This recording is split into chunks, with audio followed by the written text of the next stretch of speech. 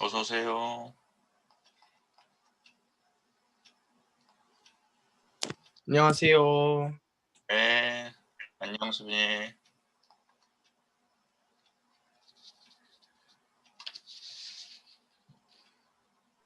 안녕하세요. 안녕 시미. 시인이도 안녕. 반가워요.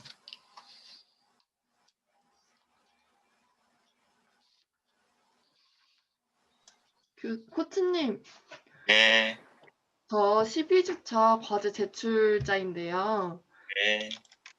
지난 1차 때는 책을 기반으로 했었잖아요. 근데 이번에는 제가 한옥이라는 주제를 맡았는데, 네. 따로 책에 특별한 내용이 없으면 그냥 제가 한옥에 대해서 생각하는 콘텐츠를 아무렇게나 잡아서 해도 상관없을까요? 맞습니다. 그래서 제가 그렇게 얘기했잖아요. 첫 번째 교재하고 두 번째 교재하고 조금 성격이 다르다고. 첫 번째 교재는 반드시 사야 되고 그 텍스트를 우리가 공부해서 읽고 기반해 가지고 상상력을 펼쳐서 과제를 수행해야 돼요. 그래서 첫 번째 교재는 제가 거의 사라고 그렇게 추천하지 않았습니까? 근데 두 번째 교재는 사지 않아도 되고 우리 해당 주제의 내용들이 그런 것들을 포함하니까 꼭 두 번째 교재는 사지 않아도 여러분들이 좋은 교재를 따르게 활용하든지 아니면 인터넷을 활용하든지 가능하다고 얘기했으니까 시연이가 아주 좋은 질문을 해줬는데요. 내가 한옥이 뭐에 대해서 뭔가 프로젝트를 기획해가지고 어떤 목적에서 특정한 대상으로 뭔가 내가 한번 발표해보고 싶다라고 한다면요. 오히려 우리 교재보다도 더 다른 좋은 걸 찾아서 활용한다고 한다면은 그거는 교재에 제한돼 있지 않은 교재가 다루는 한옥만 다루는 것이 아니라 다른 한옥을 활용해도 전혀 어떤 기획인지 모르지만은 시인이가 그 기획한 우리한테 소개하고 그 대상에 맞춰서 소개하는 눈높이에 성격에 맞는 걸 최대한 활용해서 공부하시면 전혀 문제가 없습니다. 음. 네, 감사합니다. 네, 아주 좋은 질문이 그런 부분에 대해서 여러분들이 궁금할 수 있었을 텐데.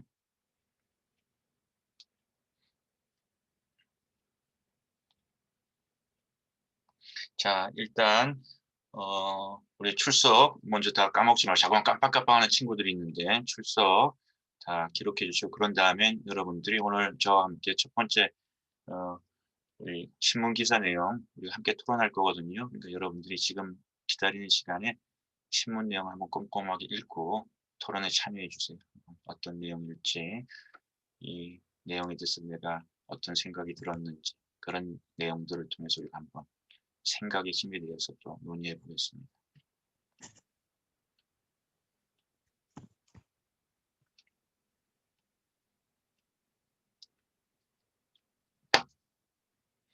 여러분 가운데서는 시사에 관심이 있는 친구도 있고 또 사실은 시사 문제에 대해서 관심이 없는 친구도 있고 종종 이런 얘기 저는 뭐 정치에는 별 관심이 없어요. 요즘에 우리가 얘기하는 정치가 이제 또 시사를 의미하는 경우가 있을 때가 많은데 저는 기본적으로 어쨌든 간에 한국 사상과 문화라고 하는 이게 뭐 시간 때문에 들었든 아니면 관심 때문에 들었든 한국 사상과 문화라고 하는 교양을 접할 정도의 선수라고 한다면은 우리가 일상에 만나는 세상에 돌아가는 이야기, 시사에 대해서는 좀 관심이 있어야 된다. 저도 모르지는 말아야 된다. 연결고리는 연결되어 있어야 된다. 이런 생각을 개인적으로 합니다. 그래서 때로는 여러분들과 토론을 하면은 여러분들이 늘 가는 똑같은 길 있잖아. 매일 가는 똑같은 길. 저도 있고 여러분들도 있고.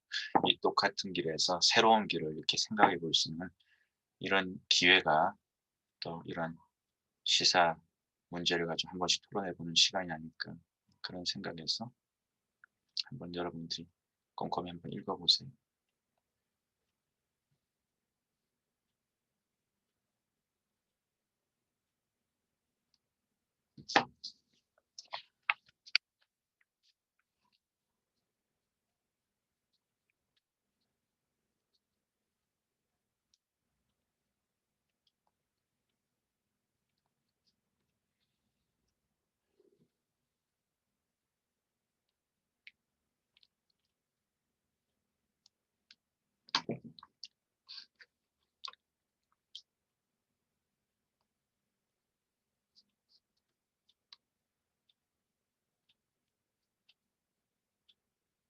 네, 서연이 2개로 온 거 알겠습니다.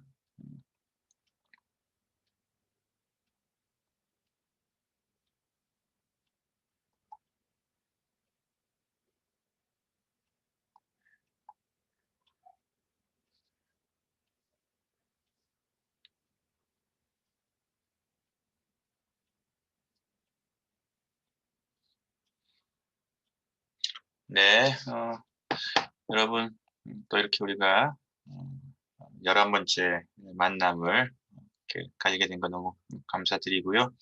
자, 그럼 우리 수업 이제 진행해 보도록 하겠습니다.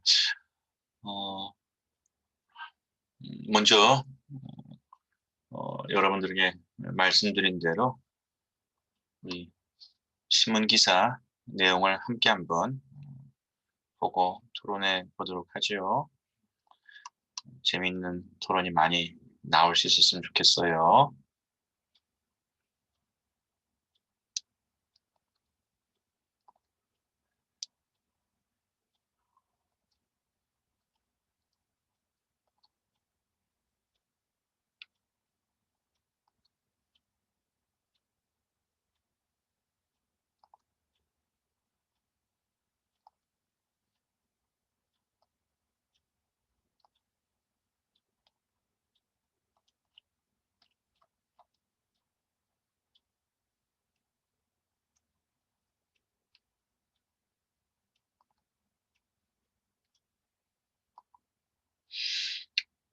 자, 여러분들이 아직도 읽지 못한 친구들은 눈으로 읽는 게 더 빠를 테니까 눈을 한번 쭉 읽어주시고요. 그래, 자, 우리 수업 시작했으니까 그 비디오는 다 열어주시고, 제가 혹시라도 또 놓칠까 봐서 큰 제목만 한번 읽어보고요. 그런 다음에 우리가 오늘 이 기사가 우리에게 무엇을 의미하는지 한번 만나보도록 하겠습니다. 자, 삼성 사장 출신 유튜버 등산보다 공부가 좋습니다. 유튜버 조준하는 삼성 서울병원 윤순봉 사장님 이야기, 전 사장님 이야기. 그래서 윤순봉 사장님 어떤 분이신가?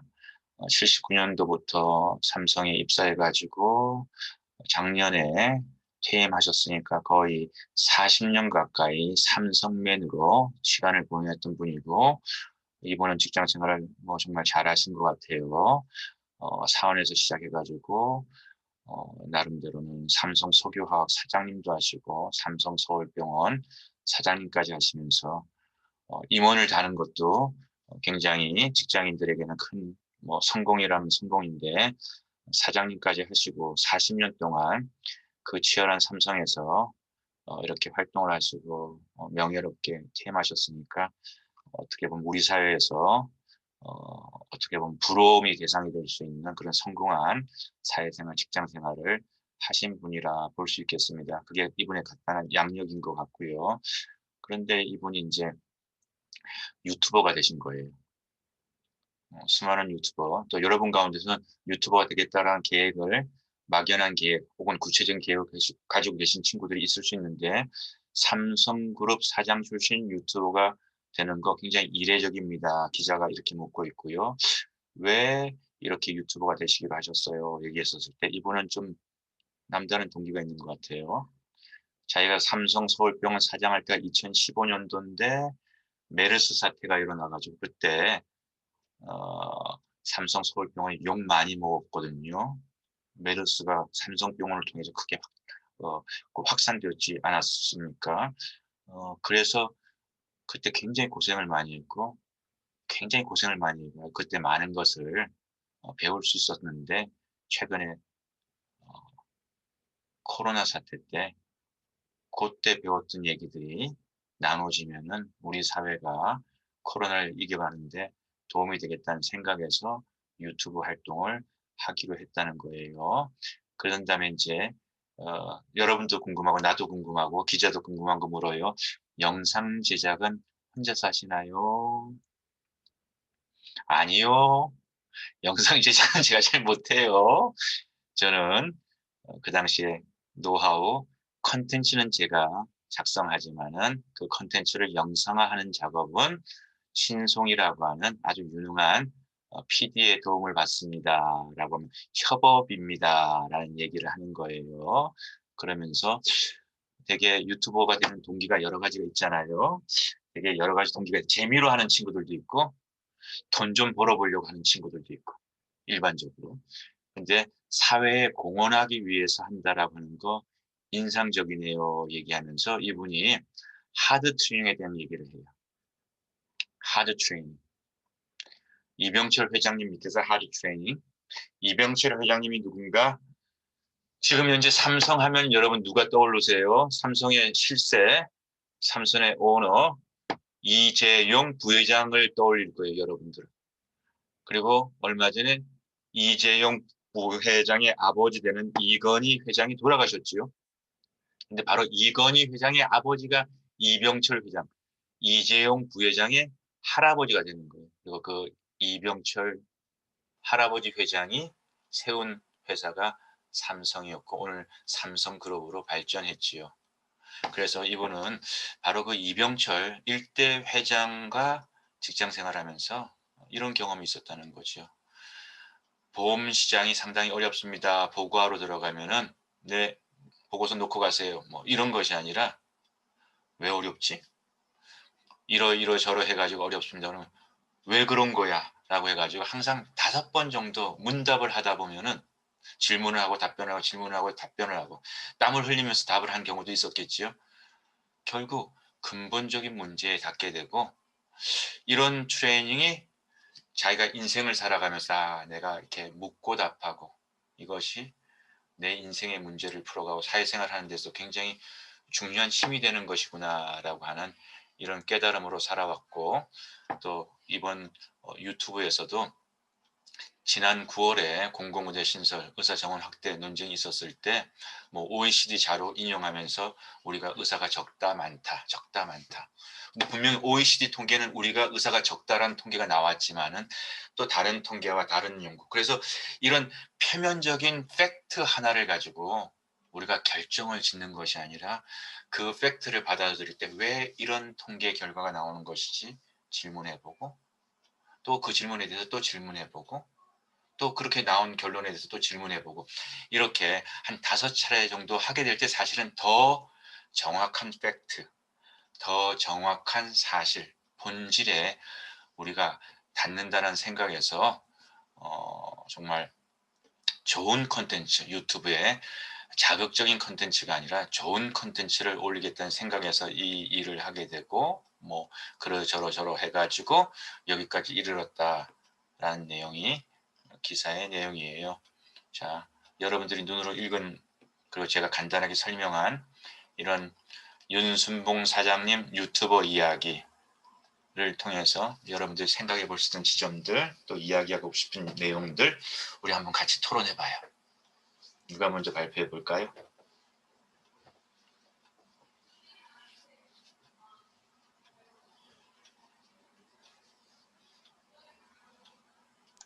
관광학부 안시은입니다. 네.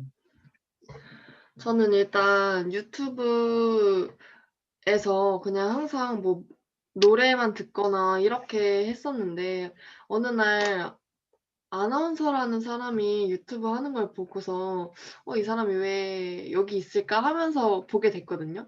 근데 이제 제가 평소 관심 있었던 아나운서가 뭐 뉴스에서 내려와서 사석에서 이렇게 영상 출연을 하고 만들면서 하는 모습이 뭔가 더 정치적인 관심을 갖도록 해줬거든요.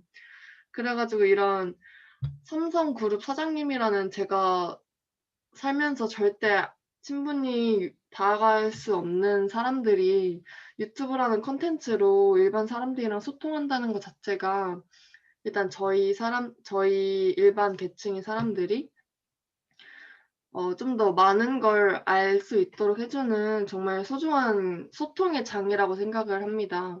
그래서 일단 이 도전을 한다는 것 자체가 조금 나이가 연세가 있으시지 않습니까? 연세가 있으신다는 분이 유튜브를 해주신다는 것 자체가 정말 감사하게 받아들여졌고, 앞으로 저희도 좀 뭔가 더 지식에 가까이 다가가야 된다는 노력을 해야 된다고 느꼈습니다.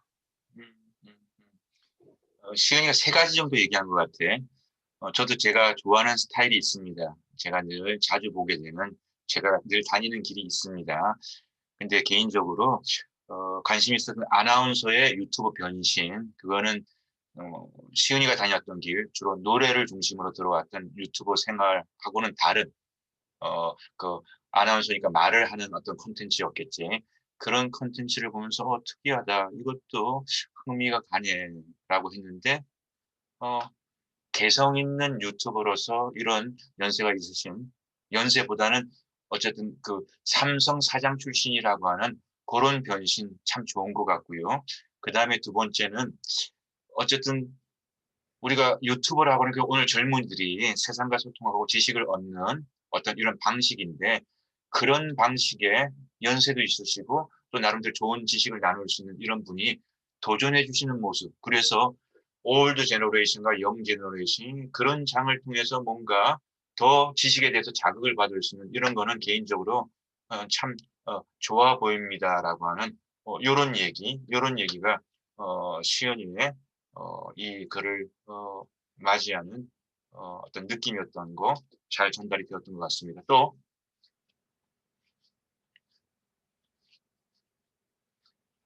사회복지학부 손지빈 발표해 보겠습니다.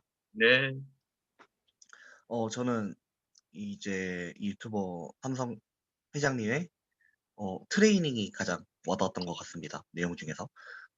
근원에 도달하기 위해서 5번 질문한다는 그 트레이닝 방법을 보고 정말 그 근본에 다가가는 것이 중요하다라는 깨달음을 가질 수 있었습니다. 간혹 제 지인 중에서 이제 은행에서 업무를 도맡아 하시는 분이 계시는데, 그분이 이제 가짜 지폐와 진짜 지폐를 구분하시는 일을 하세요. 그래서 제가 어떻게 구분을 하냐 물었더니, 진짜 지폐를 정확하게 알고 있으면 가짜 지폐는 구분이 된다. 이게 딱 떠올랐어요. 그러니까 근본을 제대로 알고 있으면은 그것에 반하는 것들은 구분이 된다. 정말 근원을 잘 아는 것이 중요하다.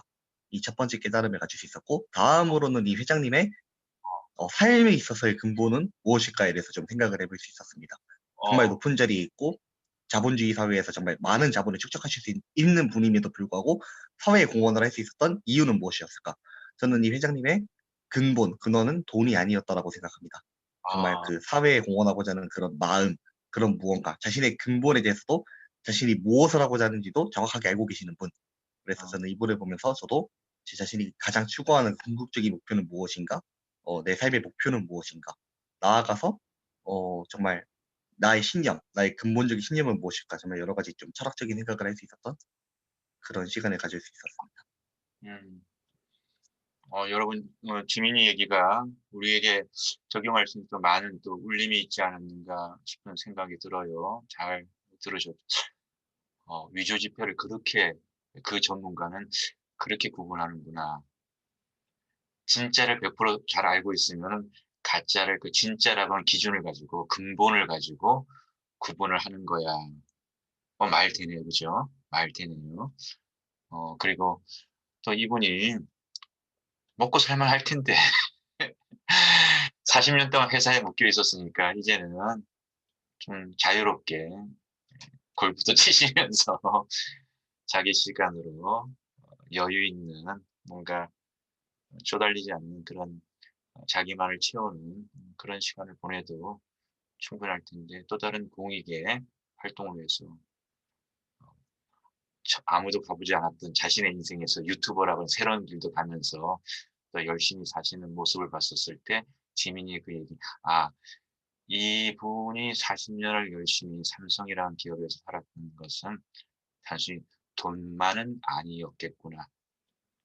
여기서 우리 오해하지 말자고요. 자본주의 사회에서 돈 중요합니다. 경제활동 중요하고요. 그것 또한 여러분들이 먹고 살기 위해서 먹고 살기 위해서 열심히 뭐 준비해야지요라고 한 얘기를 폄하하고 싶지 않은 먹고 사는 일이 의식주의 생존이 인류 역사를 보면은 인간에게서 결코 작지 않은 일이고요. 제가 또 세계문화사 배우는데 세계문화에서 제가 뭘 가지고 가르치는지 아세요?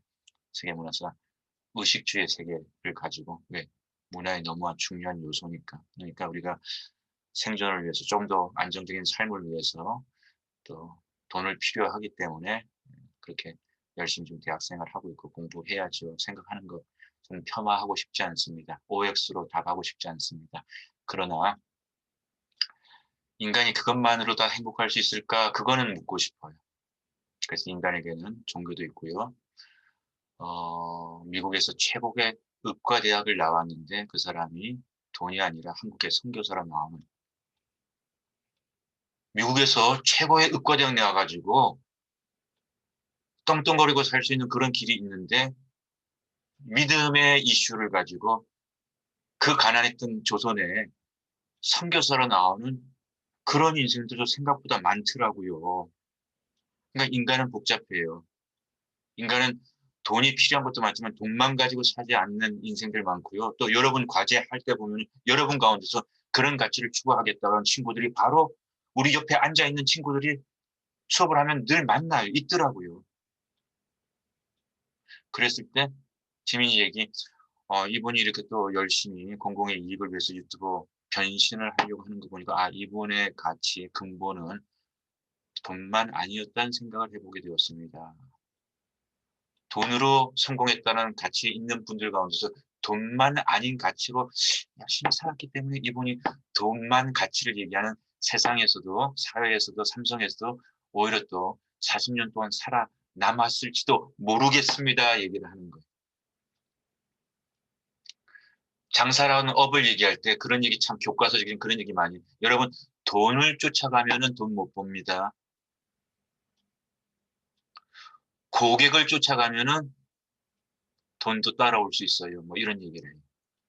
근데 실질적으로 보게 되면은 돈 쫓아가면서 전전긍긍하는 그런 사장님들, 그런 우리 구멍가게들을 만날 때도 있고요. 정말 남다르다 하면서 잘 돼요. 근데 그거는 정말 서비스 정신이라든지 아니면 자기 상품에 대한 우리 상품은 어떤 경우에는 우리 상품을 알아보지 못해 가요 뭐 이렇게 하면서 우리 상품은 그렇게 여러분들이 가볍게 여기지 않아야 될 상품이다 하는 나름대로 업의 정신을 가지고 하는 그런 분들을 만날 때가 있는 그게 근본의 이슈하고 맞물려져 있다라고 하는 지민이 얘기 제가 좀 적어놨어요. 나중에 설계할 때도 활용해요. 재밌는 얘기 좋습니다. 또 여러분 뭘 또 느끼셨어요? 관광부 이유진입니다. 네. 저는 반대로 이 전 사장님께서 금전적인 여유가 있으셨기 때문에 이런 콘텐츠를 제작하실 수 있는 게 아닌가 하는 생각도 해보게 되었습니다.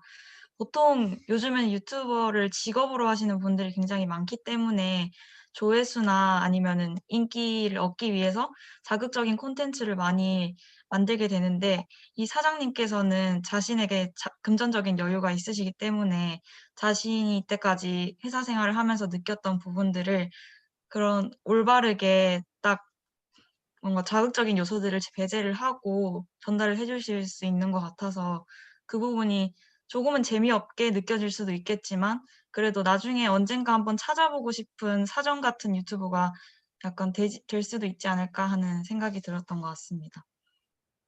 유진이 통찰력 너무 고맙고 지민이 얘기 다음에 유진이 얘기가 나왔다는 것이 또 이것이 우리의 토론에 굉장히 보탬이 되는 것 같아요. 그래서 내가 손지민 얘기를 할 때도 먹고 사는 거 폄하하지 마십시다라고 전제를 하면서 그 근본의 가치 두 가지 밸런스 가지고 근본의 가치를 여러분 듣게 하기 위해서 그런 얘기를 했었는데 자 이분이 은퇴 후에도 공공을 가지고 많은 젊은이들이 유튜브를 하는 것은 생존의 방편으로 이것저것 다 하기가 어려운데 이거라도 하면서 내가 내 가능성을 펼쳐봐야지라고 하는 그런 경우도 많은데 이분이 이렇게 당당하게 인기 상관없어 내가 하고 싶은 얘기 소신 있게 나 할 거야 라고 하는 이 소신과 이 자신감은 이분은 먹고 사는 부분에 있어서 안정되었기 때문에 가능한 것 아니겠습니까? 맞는 얘기.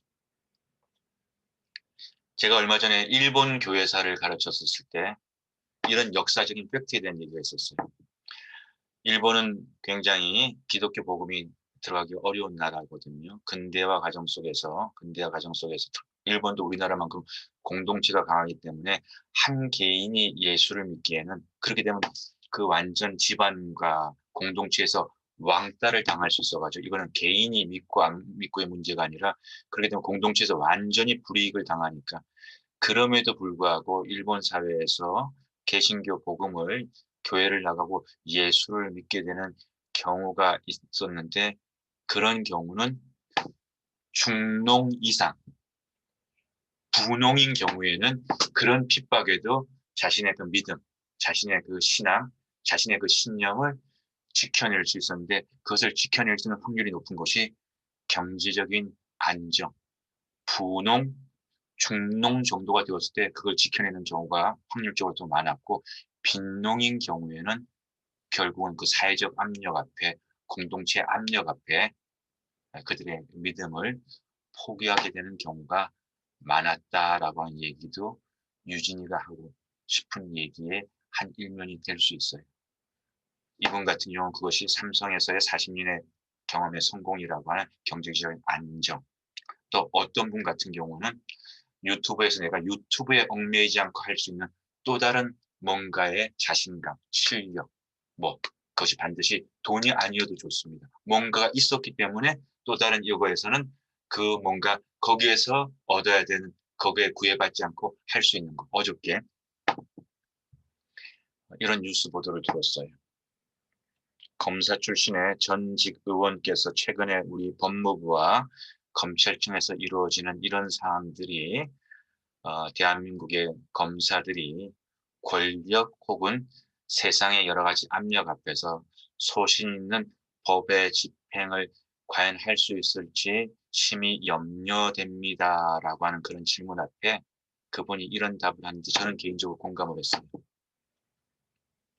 솔직히 말해서 그것이 큰 문제일 수도 있고 작은 문제일 수 있는데 대한민국의 검사들이 인사에 있어서 내가 더 높아져야 되고 내가 서울로 올라가야 되겠다라는 그 마음만 비운다고 한다면은 위에서 무슨 일이 일어나도 아직까지 대한민국 검사가 소신 있게 검사의 활동을 할 수 있는 그것은 크게 이 보여지는 언론에서 얘기는 이 얘기에 상관없이 검사가 검사 역할을 할 수 있을 겁니다.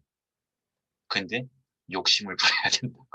승진하고 그 다음에 서울의 높은 자리로 올라가겠다. 서울로 가려고 하고 그리고 승진하려고 하는 그 인사. 그래서 모든 정권이 그 인사를 가지고 검사들을 갖다 이렇게 유혹하거나 압력을 행사하는데 그런 부분에 있어서 자유롭다고 한다면 그거 큰일이 아닐 수 있어요. 근데 이게 말처럼 쉬운 건 아니지만 그것이 어떤 면에서 또 다른 자신감이고요.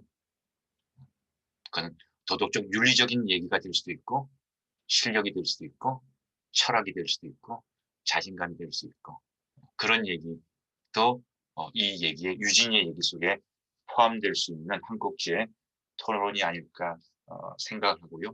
그래서 유진이 얘기, 지민이 얘기를 포함해가지고 또 하나 더 끌어낸다고 한다면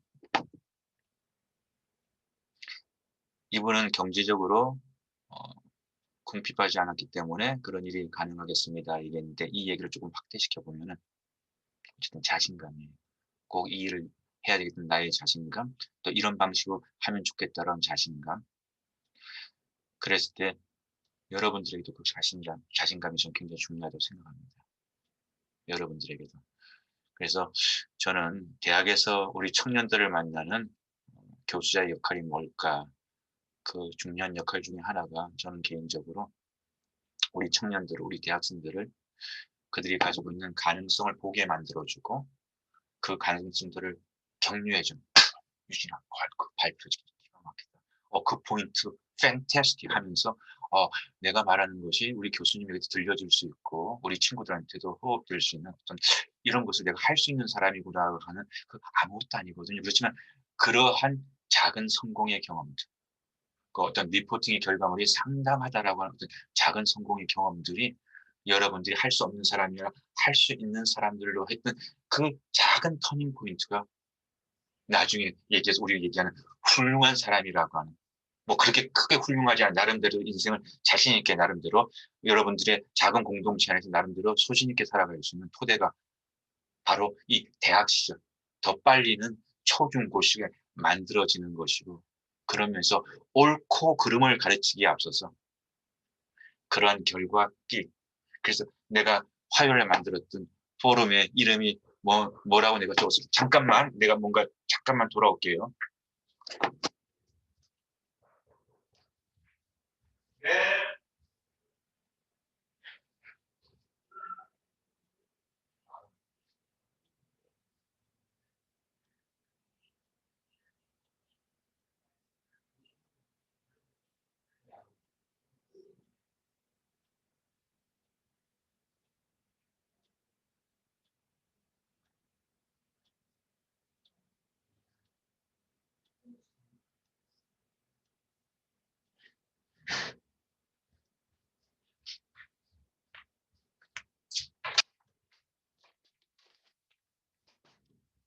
네, 죄송합니다. 그 작은 성공을 경험하는 거. 그래서 제가 이 수업이 왜 쌍방향이고 여러분들에게 기회가 더 많이 가는 수업이 좋은 수업이라고 생각하는 것은 그런 작은 성공을 경험할 수 있는 기회를 더 많이 주는 것. 그리고 그 기회가 누군가에게는 좀 그래도 경험해본 친구에게는 좀 더 그게 좋은 기회라도 누군가한테 굉장히 낯선 어려움이 될 수 있는데 그래서 제가 쫄지 말자고 얘기했던 거죠. 누구나 다 처음은 실패하거든요. 처음부터 짜잔 잘할 수 있는 사람은 정말 소수의 천재 말고는 없어요. 그래서 처음에는 시행착오가 있는 거예요. 좀 어리숙한 것도 보여주고. 그렇지만 그게 쌓여가지고 또 그런 작은 성공으로 넘어갈 수 있기 때문에 그래서 결과적으로는 이런 소신과 이런 공공의 얘기를 계속해서 하고 싶을 수 있는 데는 자신감, 힘이 있기 때문이라고 하는 얘기로도 규결될 수 있거든요. 그리고 그거는 여러분들에게 멀리 있는 것이 아니라 여러분들이 오늘부터도 작은 실험을 통해서 할 수 있는 일이 될 수 있겠다라는 그런 얘기도 우리가 유진이와 지민이의 논의를 통해서도 한번 생각해 보면 좋을 것 같아요. 자, 또 다른 여기에 대해서 또 다른 얘기 또 있을까요, 여러분? 너무 좋은 얘기들이 많이 나서 제가 업이 되는 것 같아요. 근데 좋은 얘기 나왔다고 쫄지 마세요. 그냥 여러분 생각할 때 이런 얘기 해도 될까? 괜찮아. 정말 괜찮아. 우리 수업은요. 모든 것들이 다 가능한 여러분들이 느꼈던 걸 갖다가 사실은 더 좋은 수업 여러분들이 느꼈던 것 같다 주저주저하지 않고 눈치코치 보지 않고 말할 수 있는 환경이 사실 제가 꿈꾸는 우리 수업이라고 하는 마당이에요. 마당. 모든 논의를 함께 할 수 있는 공간 자리. 그런 자리가 생각보다 많지 않잖아요. 그래서 우리 수업도 그런 자리가 되고 또 제가 꿈꾸는 포럼도 그런 자리가 되고 그래서 여러분 가운데서 그런 자리에 또 서고 싶어요. 나한테 연락 주는 친구들을 수업을 통해서 많이 이렇게 키워갔으면 좋겠다는 것이 제 바람입니다. 또 이 얘기를 들으면서 하고 싶은 얘기가 있는 친구들 있을까요? 관광학부 정윤아입니다. 네. 이미 많은 학우분들이랑 교수님들이 많은 이야기를 해줘서 그냥 제가 느끼는 걸 조금만 덧붙이자면 요즘 TV 프로그램에 유키즈라는 프로그램이 있는데 제가 그 프로그램 되게 좋아하는 이유가 사회에서 많은 걸 느끼고 또 색다른 경험을 한 거를 이렇게 방송에 나와서 자기 삶이 어땠고 이런 거를 말해주고 그런 걸 보면서 저희가 조금 어떤 가치관과 어떤 신념을 가지고 이 사회를 살아가야 될지 도움을 주는 것 같은데 그 삼성이라는 사장 출신이면 엄청나게 많은 책임감과 또 그런 리더십을 가지고 있는데 그런 걸 배경으로 사람들한테 알려주고 그런 걸 유튜브 채널로 말해주면 조금 저같이 이렇게 사회 초년생들 우리 대학생들이 보면서 좀 많은 지식을 얻을 수도 있고 또 그 영상을 보면서 새로운 가치관과 그런 걸 생길 수 있어서 약간 이렇게 어떻게 보면 영상 이렇게 매일매일 찍는 게 엄청 귀찮거든요, 생각보다. 그래서 되게 대단하다고 생각하고 저도 이제 지금은 돈이 없고 이러니까 저는 지금 돈을 쫓고 돈을 많이 버는 직업을 갖고 싶어 하잖아요, 누구라면. 근데 이렇게 이런 거를 보면 내가 진짜 나중에 돈을 많이 벌면 나도 조금 이런 사회 공헌을 할 수 있는 그런 걸 꿈꾸게 되는 것 같아요.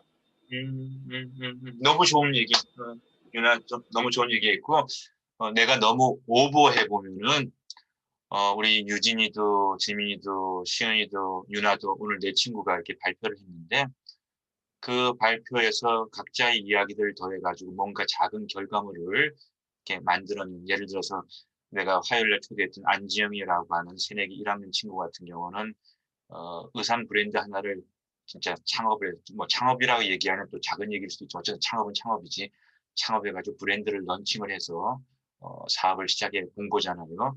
그래서 그런 결과물을 가지고 얘기하고 그 자리에서 한 30명 정도 우리 모여서 정말 진지한 포럼을 했었는데 우리 네 친구들도 뭔가 그런 얘기를 조금 더 푸시해서 뭔가 그 작은 결과물을 만들어서 이다음에 유명해져서도 또 많이 그런 기회를 만들지만 우리 네 친구들도 또 내 친구들이 아니라 우리 수업에 있는 모든 친구들도 그렇게 해서 우리 졸업하기 전에 그 나와 함께하는 그 포럼에 코치님 제가 이러는데 어떻게 생각하세요 해가지고 또 발표할 수 있는 그런 기회 만들어봤으면 좋겠고 사회공헌 얘기했잖아.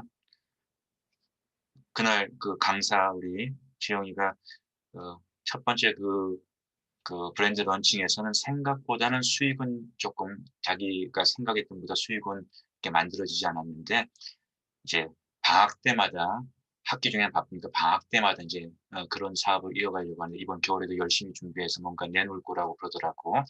그래서 이번엔 좀 더 첫 번째보다는 두 번째니까 좀 더 수익을 내려고 노력을 해볼 테고 그 수익이 나오게 되면은 아직 확정적인 50% 혹은 50% 이상에 대해서는 저희가 한번 또 사회에 돌려주는 그런 활동도 하고 싶다는 얘기를 하더라고요. 나 감동받았어. 그러면서 그러면 어떤 단체는 어떤 기관일까 물었더니 자기가 그 브랜드 디자인에 동물의 이미지, 코알라라든지 고양이를 첫 번째는 사용했거든요. 근데 그런 이미지에 대한 구상이 꽤 많이 자기한테 있기 때문에 계속해서 동물 이미지를 가지고 디자인을 해 나갈 생각이기 때문에 자기의 수익금을 이렇게 기여하는 거는 동물보호단체 같은 그런 쪽으로 연관해 가지고 할 생각을 구체적으로 하고 있어요라고 하는 얘기를 들었을 때는 유나의 생각에 박수를 보내면서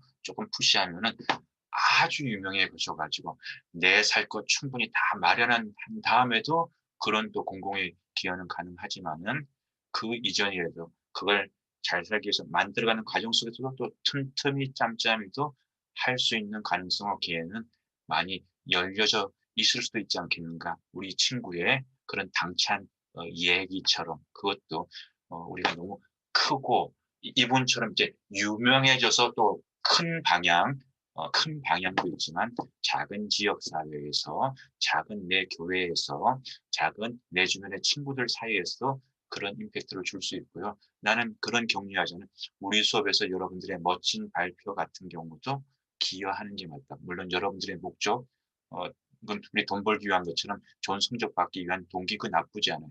다 좋은 성적 받기 위해서 열심히 하는 거, 그것도 한 동기예요. 그렇지만 그것이 결과적으로 다른 친구들에게 우리의 배움을 나눌 수 있는 공공성도 있다라고 하는 것을 난 여러분들이 꼭 알고 열심히 공부했으면 좋겠다는 얘기를. 그것도 작은 성공이고요. 작은 나눔이 될 수 있는 거라고 저는 그렇게 믿고 있어요. 자, 그러면 좋은 얘기 감사하고요. 자, 그러면 우리 오늘 이 얘기를 이어가면서 지금 39분인데 오늘 주제에 대해서 미래 한국에 대해서 우리 한번 몸 좀 풀어봐요. 미래 한국에서 몸 좀 풀어보고 그런 다음에 오늘 주제에 관련돼 가지고 또 프로젝트를 준비했던 친구들 강사님을 두 번째 시간에 우리가 초대해서 그 강사님들의 의견을 통해서 좀 더 강론적인 얘기를 다뤄보도록 하고 먼저는 그 전체적인 그림을 그려보는 숲과 나무와 숲 전체적인 미래 한국을 말하다. 그랬을 때 마이클 브린을 소환해 보기도 하고 여러분 자체 20대 초반에서 대한민국을 살아가는 여러분들이 느끼는 오늘의 대한민국과 미래의 대한민국 말할 수 있잖아요. 그죠? 그 얘기부터 해봤으면 좋겠습니다. 자, 그럼 여러분이 생각할 때 여러분들은 미래 한국을 어떻게 진단하고 싶으신지 그 얘기부터 우리가 한번 숲의 개념에서 시작해 봤으면 좋겠습니다. 굳이 그런 식으로 표현하지 않아도 이렇게 한번 생각을 염두에 두고 얘기를 해볼 수도 있을 것 같아요. 미래 한국에 대해서 좀 더 긍정적인 부분을 더 많이 생각하고 있는 나로서 미래 한국을 진단하는지, 그 미래 한국이라고 한다면 일단 우리가 한 10년, 20년, 5년, 10년, 20년 이 정도로 생각해 볼까? 그렇게 생각하고 있는지 아니면 조금은 더 비관적인 쪽으로다가 미래 한국에 대해서 대학생 여러분들은 지금 현재는 이렇게 추정 생각하고 있는지 뭐 이런 부분들도 우리가 서로의 의견을 들어보면서도 나름대로 한 학기 절반을 공부하고 또 판단해보는 우리 한국 그 사회 현상, 한국의 문화와 사상의 현상에 대한 얘기가 될 수 있을 것 같은데 먼저 여러분들은 대한민국의 미래 5년, 10년, 15년, 20년의 미래를 어떻게 일단 그리고 있는지 예상하고 있는지 한번 누가 발표해 보세요.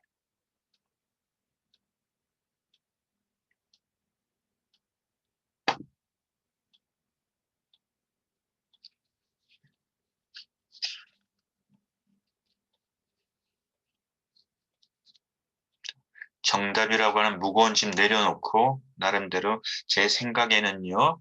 이러이러한 판단의 근거, 논리적 이유에 의해서 저는 이런 생각을 지금은 일단 하고 있어요. 이 정도의 얘기면 아주 충분히 좋은 얘기인 것 같아요. 그리고 그 얘기를 듣는 우리가 판단해서 공감이 된다. 난 저렇게 생각하지 않는데. 관광학부 안시은입니다. 네. 네, 요새 방영하고 있는 TV 프로그램 중에서 AI를 다룬 드라마를 지난 수업 때 정윤아 학생이 언급한 적이 있습니다. 이제 그 드라마 속에서 얼마 전 가장 최근 회차에서 그게 이름이 뭐였지? 네? 스타트업이라는 드라마입니다. 스타트업, 맞아. 네, 그 드라마에서 이제 AI의 중점으로 이제 기술 개발을 하는데 얼마 전에 이제 미래에는 자율주행 차량을 만들 수 있을 거다 하면서 우리가 개발해보자 약간 이런 식으로 드라마가 지금 현재 끝이 난 상태인데요. 그래서 이제 우리가 막연하게 생각하는 공상과학들이 정말 이제 현실로 되고 있는 이제 현실 계획이 있는 이야기들이고 앞으로 우리가 무엇을 상상하든지 정말 과학 기술을 그거에 맞춰서 한 곳에 파고들어서 집중하다 보면은 정말 이룰 수 없는 게 없다고 생각합니다. 그래서 정말 이제 먼 미래가 아닌 가까운 미래에도 정말 하늘을 나는 차가 생겨나고 있다고 지금 들었거든요. 그래서 그런 시대도 오고 저희가 옛날부터 봤던 영화 속 주제, 다양한 영화 속 주제 중에서 복제인간이라는 것도 많이 들어봤는데 그것도 머지않아서 생겨서 아마 인간 윤리에도 되게 문제가 돼서 사회가 시끄럽게 떠들썩할 것 같다는 생각이 듭니다. 그러니까 시은이가 펼치는 대한민국의 미래는 기술의 영향력 굉장히 크지 않겠는가? 기술의 진보가 주는 편리도 있고 또 위험도 있고 그래서 기술의 진보에 대한 가까운 미래를 예상해보고 거기에 따른 우리의 준비 그것이 굉장히 중요하지 않겠는가? 그것이 복이 될 수 있고 화가 될 수 있는 그런 대한민국 그리고 그런 기술의 진보에서 대한민국이 여전히 또 앞장서고 잘하지 않겠는가라고 하는 그런 예측 우리가 들을 수 있었어요. 아주 좋은 미래에 대한 얘기를 한 꼭지를 시연을 통해서 들었네요. 또 관광학부 관광학부 정윤아, 관광학부 임지은 이렇게 두 친구 얘기 또 한번 들어봐요. 그 앞에 안신학원님이 그 말씀하신 것과 같이 조금 덧붙여서 말하자면 안 그래도 인공지능이나 막 AI 막 이런 게 지금 생겨나고 사람들이 앞으로 직업도 많이 이렇게 대체될 것이라고 많이 예측을 하고 그랬는데 지금 안 그래도 지금 코로나 사태로 인해 언택트 시대가 되고 서비스 같은 거도 요즘 사람들이 대면으로 하면 불편해하는 사람들이 증가하면서 예전에는 서비스업은 그 인공지능이 대체하지 못할 거다. 라는 의견들이 많았는데 이제는 코로나까지 겹치게 되면서 그런 것까지 인공지능이 대체하다 보니 조금 더 급변하게 변하는 모습을 보는 것 같아서 앞으로 그런 게 조금 더 증가하지 않을까라는 생각이 듭니다. 지은이도 기술의 진보가 대한민국의 미래에 굉장히 큰 파급효과 줄 거라고 하는 거. 예전에는 거기까지는 안 될 거라 생각했던 그 영역까지도 아마 변화가 일어나지 않을까 그런 예상을 해본다는 얘기였어요. 정윤아. 네, 저는 지은 하구님이랑 시은 하구님이랑 좀 다른 측면으로 가까운 미래를 조금 예측을 해보자면 저는 한국의 위상이 어느 정도 다른 나라에게 조금 더 높은 인식하게 될 것 같아요. 왜냐면 지금 흔히 말하는 BTS가 뭐 지금 이 코로나 시대에서임에도 불구하고 이번에 그래미 수상 그 후보에도 오를 정도로 지금 케이팝의 그런 인기가 전 세계적으로 엄청난 인기를 끌고 있고 또 제가 며칠 전에 뉴스를 봤는데 코로나 시대에서 살기 좋은 나라 한국이 4위래요. 그리고 지금 백신도 한국이 처음으로 만들 수 있다는 기사도 제가 며칠 전에 봐서 그런지 한국의 이미지와 그런 위상이 조금 한 가까운 2, 3년 후 미래에도 조금 더 많이 올라가지 않을까 싶은 생각이 듭니다.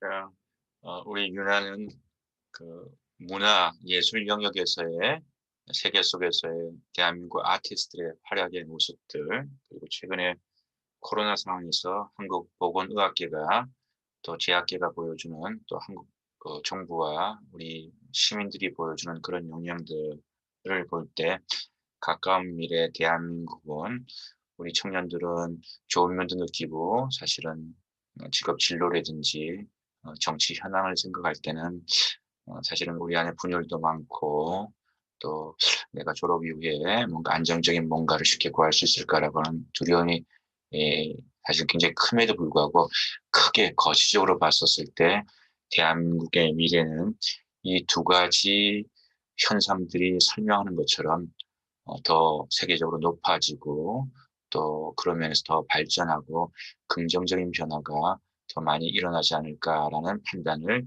윤하는 해봅니다라는 그런 설명이었어요. 또 이 얘기에 대해서 그러니까 앞에 우리 친구들의 얘기에 대해서 나름대로 여러분들 얘기를 더해주도 좋고 또 거기에 대해서 또 다른 생각, 예를 들어서 이런 긍정적인 설명에 대해서 조금 약간 비관적인 얘기도 아까 유진이가 지민이 얘기를 딱 하고 나서 조금 어떻게 보면 또 다른 포인트 얘기를 좀 해보고 싶어요라고 하는 이런 것들도 좀 굉장히 환영하고 그것이 우리 전체 그림을 우리가 OX는 자꾸만 단순하게 생각하지 말자고 그리고 뭐 어떤 결론 하나 가지고 그게 팩트다 생각하지 말고 왜 그런 팩트일까? 좀 심층적으로 좀 입체적으로 보자라고 하는 것처럼 다면을 보고 입체적으로 보자라고 하는 그런 얘기처럼 여러 가지 토의가 가능한데요. 또 다른 약간은 결이 다른 견해도 있다면 발표해 주시면 좋을 것 같아요.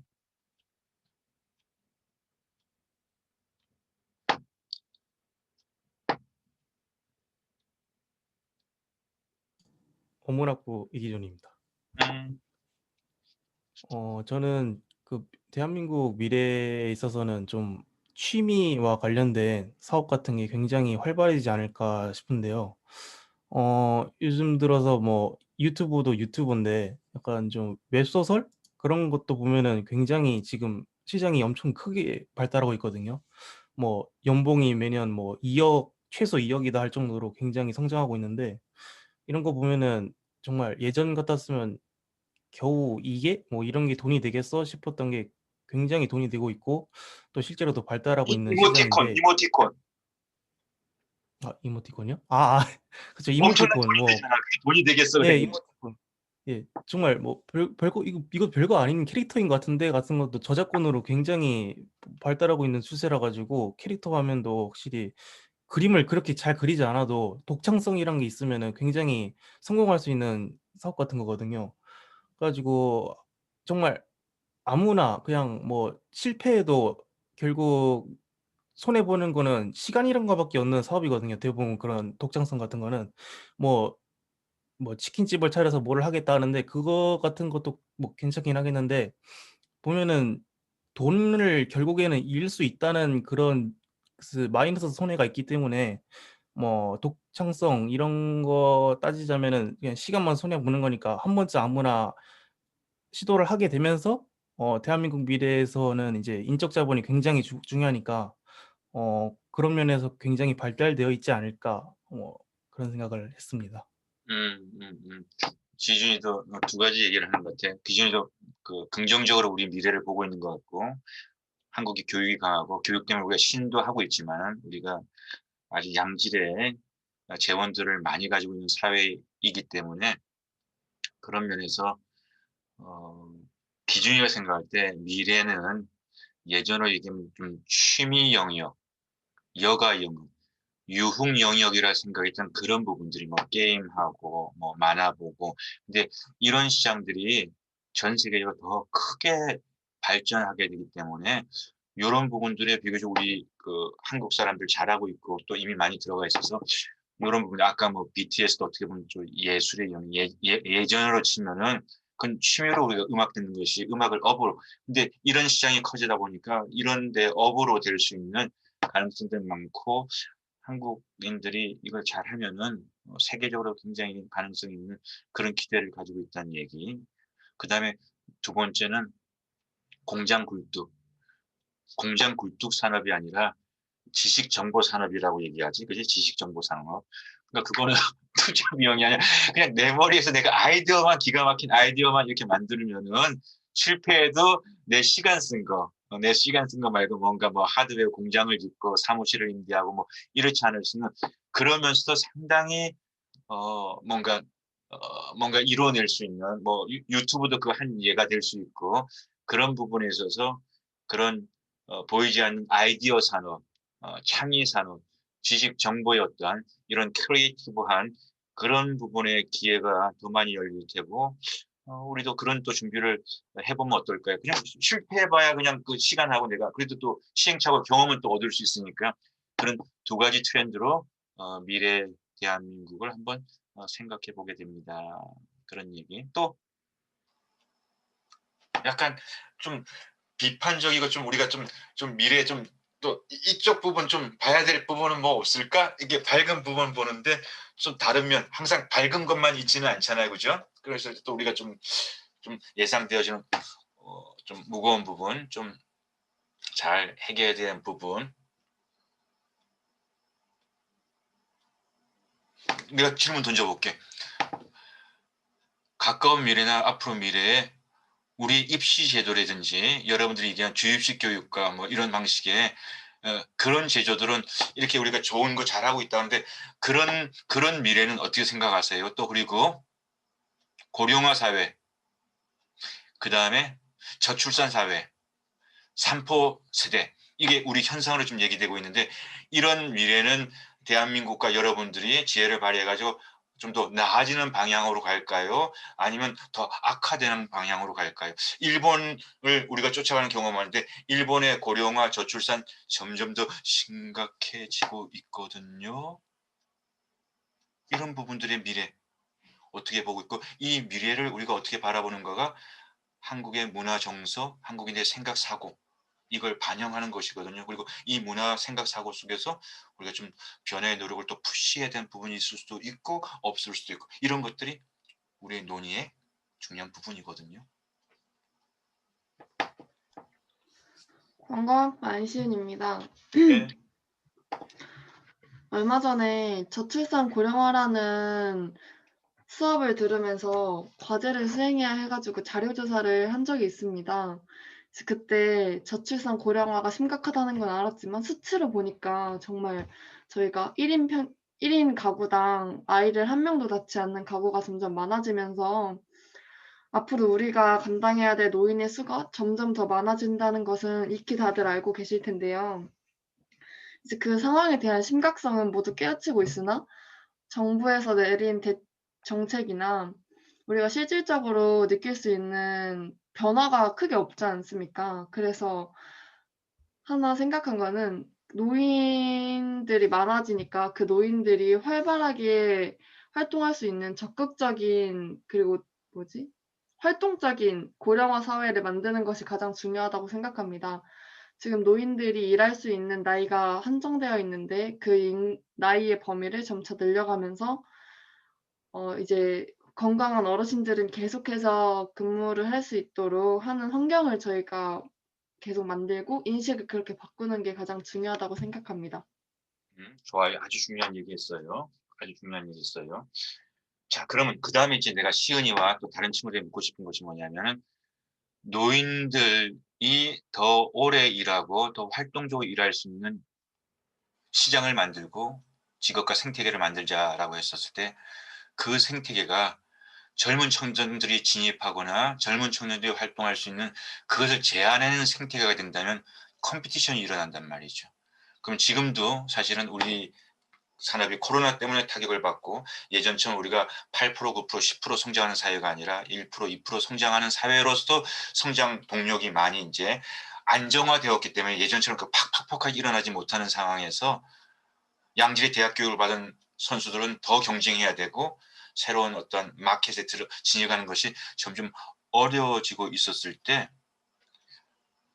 왜 이렇게 빨리 노땅들이 퇴직하지 않는 거야? 왜 우리 직장을 갖다가 이렇게 뺏은 거야? 라고 하는 갈등이 일어나는 부분들도 있거든요. 전년 연장에 대해서 젊은 사람들은 굉장히 일반적으로 거부감이 커요.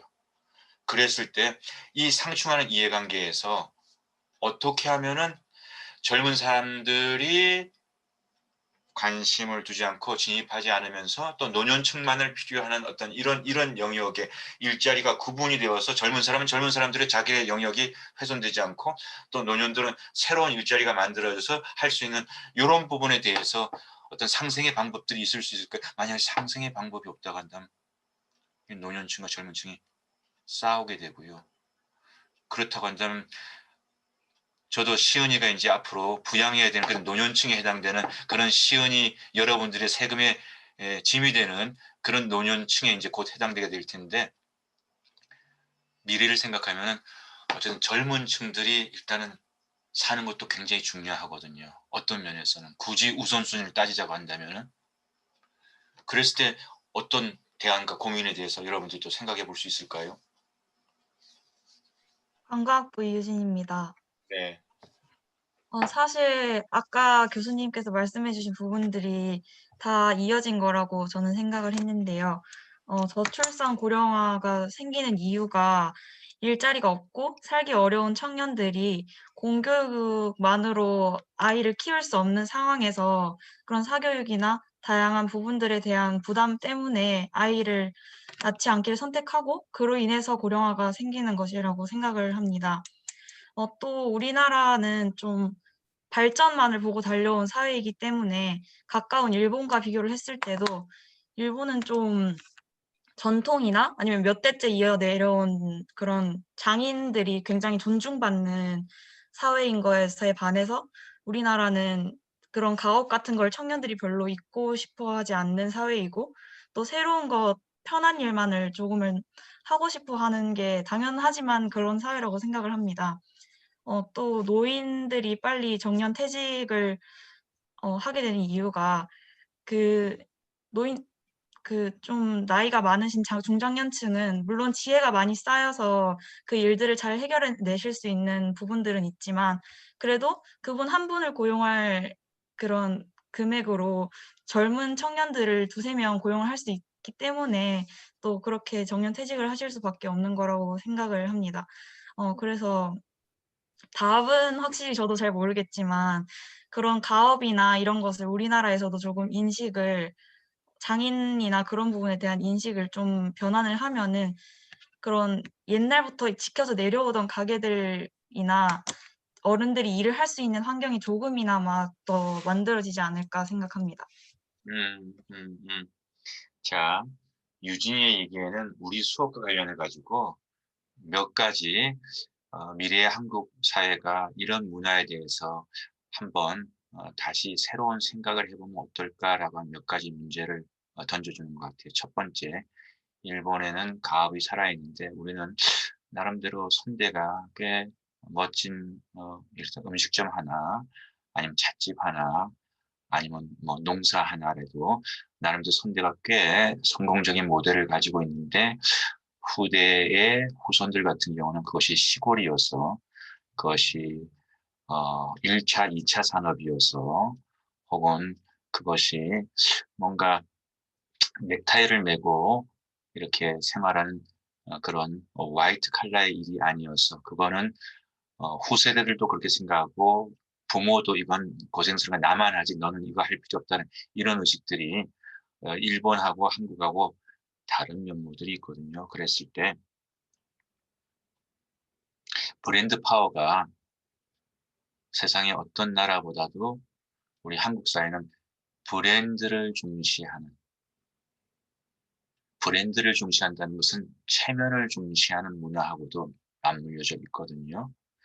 그래서 정말로 유럽도 꽤 잘 사는 나라인데 유럽하고 미국은 차이는 있습니다. 그런데 유럽 같은 경우 정말 작은 차들을 움직이는 문화. 일본도 마찬가지입니다. 일본은 정말 작은 차가 많습니다. 나라와 도시와 이런 걸 볼 때 그것이 실속 있다라고 그 문화가 사람들이 판단을 했는데 우리는 차부터도 기죽지 말아야 된다라고 하는 차라고 하는 게 굉장히 보여지는 것이고 그 보여지는 것의 이미지가 굉장히 중요한 그런 이미지가 중요한 업을 세일즈라든지 업을 하는 사람도 있지만 그렇지 않은 사람도 있는데도 일단 커야 되고 작지 말아야 되고 그다음에 일단 기업도 중소기업보다 대기업 여러 가지 많은 차이 있습니다. 중소기업 환경이 훨씬 대기업보다 못한 건 맞죠. 국민이 후생이라든지 기업의 문화 환경이라든지 차이도 있지만 그러나 또 한편으로는 그런 실질적인 차이와 함께 대기업과 중소기업에 나가는 것이 줄 수 있는 이미지의 큰 차이. 하물며 가업이 꽤 성공적인데도 그 가업이 기업과 주는 이미지의 큰 차이, 브랜드 파워. 이런 부분에 있어서 우리가 브랜드라고 하는 명분, 체면, 보여지는 이미지보다도 부모 세대도 그렇고 여러분 세대도 그렇고 정말 실속 있는 내가 좋아할 수 있는 일.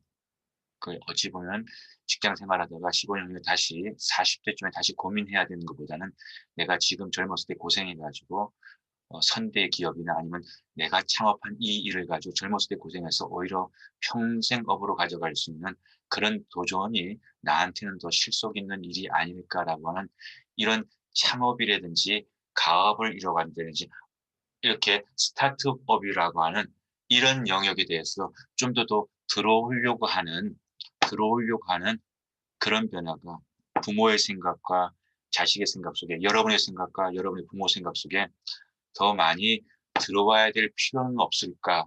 그런 문화적 변화가 좀 있어야 돼. 대학까지 나와가지고 뭘 그런 고생을 하려고 그래. 안전빵.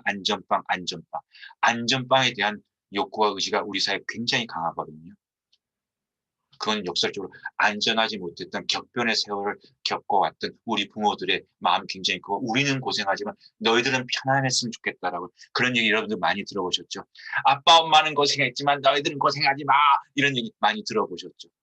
그래서 온실 속에 거가는 되물림의 그런 문화, 과부하의 문화. 그랬을 때 이 브랜드와 이런 사회 구조 속에서 얼만큼 진취적이고 얼만큼 그런 도전을 할 수 있는가라는 부분이 유진이와 시은이가 얘기했던 고령화 그리고 저출산의 이 문제를 해결할 수 있는 그래서 또 그런 활동을 통해서 새로운 시장이 만들어지게 되면 그 새로운 시장이 새로운 어업을 청년도 들어오고 노년도 들어올 수 있는 새로운 시장 블루오션을 만들 수 있는 것이거든요. 쉬운 얘기지는 아니지만 이런데 사실은 우리 대학생들이 좀 더 진지한 고민을 해서 그런 세계를 만들어 보겠다라고 하는 도전도 고령화, 저출산 사회에 대한 한 부분에 여기에 마침 여러분들이 있으니까 사회라든지 국가가 또 노력해야 될 부분이 있지만 그것은 문화 사상적인 측면에서 분명히 한 꼭지 얘기 브랜드 파워에 대한 체면 문화에 대한 이런 부분에 대해서도 한 꼭지의 중요한 이해가 될 수 있을 것 같아요. 그 다음에 두 번째 꼭지에 대한 문화 사상에 대한 얘기 뭐가 있을 수 있을까요?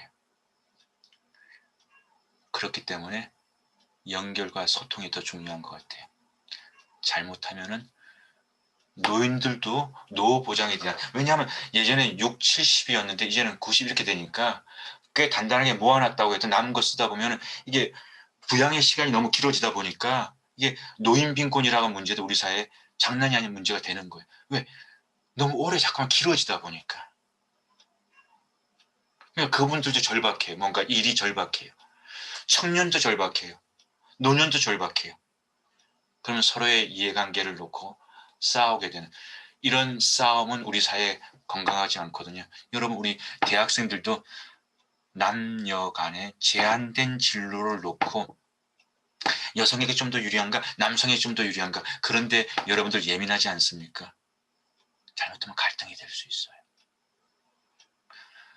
이번 주에도 다른 논의 중에서 이런 진지한 논의가 나왔어요. 의경 출신의 선수였어요. 의경을 하면서 이 경찰 공무원 보게 되니까 여성 경찰 공무원에 대해서는 뭔가 문턱을 낮추고, 근데 우리 그 친구 남성의 입장에서는 경찰의 많은 그 업무가 결국은 범죄인들과 이렇게 범죄인들을 제압하고 범죄인들을 이렇게 해야 되는 그런 업무가 경찰의 업무 중에 중요한 업무라고 개인적으로 생각하는데, 그런 면에서는 물리적으로 제압할 수 있는 최소한의 어떤 그 체력이라든지 어떤 그런 힘에 대해서 요구하는 것은 그 업의 특성인데, 그 업의 특성조차 낮추면서 여성들의 포션을 올리기 위해서 낮춘다고 하는 것은, 이것은 그동안 여성들의 권리가 해서 여성의 권리를 올린다라고 하는 그런 취지에 맞지 않는, 오히려 역차별의 사례가 아닐까라고 하는 그런 생각을 해본다라고 하는 이런 얘기들도, 이것도 논의를 붙인다면 여러분 안에서 다양한 논의가 나올 텐데요. 역차별일까, 역차별이 아닐까. 근데 경찰의 업무라고는 뭘까? 또 경찰의 업무에서 여성에게 문턱을 낮춘다고 하는 것이 경찰의 업무를 훼손하는 지나침일까? 아니면 그것은 또 우리 사회가 포용사회로 가기 위한 필요한 변화일까라고 하는 이런 많은 부분에 있어서 두 번째 얘기란 소통이 더 중요해지는 거예요. 사회적 합의가 정치인들이 구호로 외치는 것이 아니라 정말 그런 부분에 있어서 우리가 소통하고, 시대가 변화되었으니까 새로운 잣대를 만들어 봅시다. 아니면 예전의 잣대가 사실은 더 건강한 잣대입니다. 그러기 위해서는요, 여러분들이 소통할 수 있는 사람이 되죠. 소통할 수 있는 사람이 리더십을 갖는 사람이 되거든요. 그런데 우리 문화는 소통을 잘해왔던 문화예요. 소통하기 힘든 문화예요. 어른이 얘기하는데 뭘 눈을 똑바로 뜨고, 진짜로 그래요. 서양에서는 눈을 마주하지 않고 대화하는 것이 무례라고 한다면요, 우리는 눈을 똑바로 뜨고 얘기하면 건방지다는 얘기를 들어요. 이게 문화적 차이예요. 문화적 차이예요. 인도에서는 사과의 색깔이 초록색이고요. 우리는 일반적으로 사과의 색깔이 빨간색이에요. 그래서 사과의 색깔이 뭐죠? 그러면 인도 사람 초록색, 우리는 빨간색, 그러면 싸워요. 그런데 그거는 그 문화적 배경이 다른 거예요. 사과를 초록으로 만난 사연은 사과 색깔이 초록이고요. 사과를 빨강으로 만난 사람은 사과 색깔이 빨강이니까 그건 소통과 정리정돈이 필요할 때 다툼이 일어나지 않는 거예요. 근데 우리는 상명하복. 여러분 가운데 지금도 어른과 대화하는 게 불편하거나 부모와 대화하는 것이, 아버지가 말씀을 그렇게 많이 하지 않아, 이런 얘기들 지금도 듣고 있다니까요. 아버지와 말하기가 힘들어요. 소통이 어려워요. 가정에서도 그렇게 민주적으로다가 자식이 자식이지만은 가족의 한 일원으로서 이렇게 같이 이렇게 어떻게 보면 좀 한 인격체로서 동등하게 하는 이런 훈련이 안 돼 있다 보니까 여러분들이 그것을 반복하면서 여러분들이 높아졌을 때는 누르려고 하고 낮아졌을 때는 반발하고, 겉으로는 조용하고 굉장히 순응하는 사이인 것 같지만 뒤에는 뭔가 쌓여 있는 게 있는 거예요.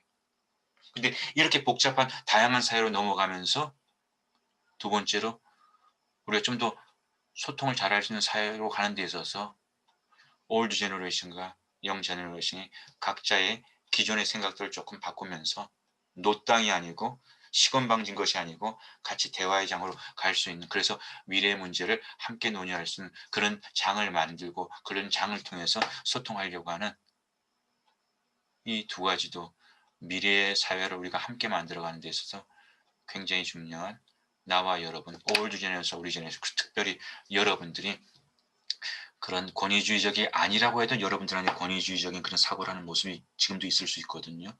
좀 더 수평적인 소통, 민주시민으로서, 세계시민으로서 그런 부분에 대한 여러분의 생각들, 그리고 여전히 브랜드 파워를 쫓아가고 지금도 사실 우리가 이 소통을 하려고 할 때도 힘들어하는 친구들 있잖아요. 눈치를 보고 있잖아요. 사실 눈치가 보여요. 남들이 나를 어떻게 평가할까에 대한. 그래서 발표를 열심히 하는 친구도 있지만 아직도 우리 이 수업조차도 발표를 한 번도 손을 들지 않은 친구들이 있는데 그 친구들 제가 마지막 수업에 개별 면담하게 되면 다 이유가 있어요. 그 많은 이유는 우리가 전통적으로 유교문화에 가지고 있었던 그런 부분들이 작동하고 하기 때문이라는 얘기를 제가 많이 듣고 학기를 마칠 때가 정말 많아요. 그리고 그 지점들이 미래 한국을 논할 때 변화의 지점이 돼야 되지 않을까라고 하는 것이 미래 한국을 말하다의 하나의 이제 결론적인 그런 내용이 되었으면 좋겠다 말씀드리고 싶어요.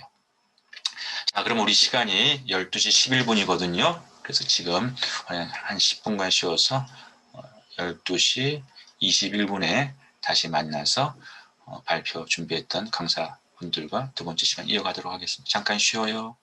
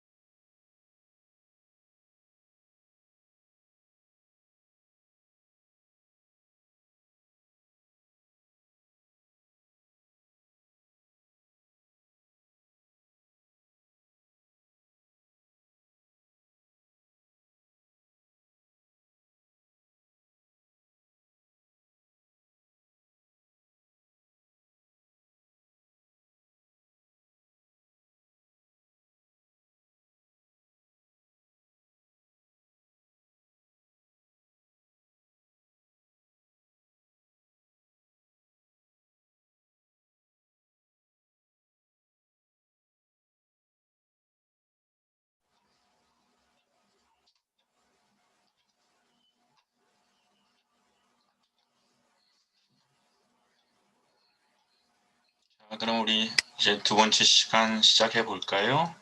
자리에 들어오셨으면은 여러분들의 비디오 열어주시고요.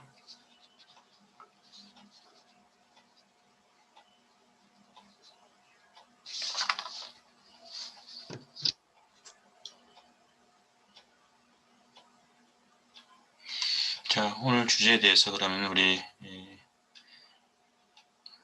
프로젝트 제출한 친구들 중에서 한번 또 발표 들어보도록 하겠습니다. 전수빈 강사님. 네, 있습니다. 우리 수빈 강사님 통해서 한번 발표 들어보도록 하겠습니다. 수빈이가 교재를 열심히 읽고 또 잘 준비해본 내용 한번 발표해 주시죠.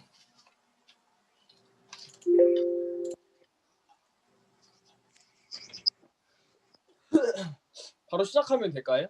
네, 자기소개하고. 네, 잠시만요.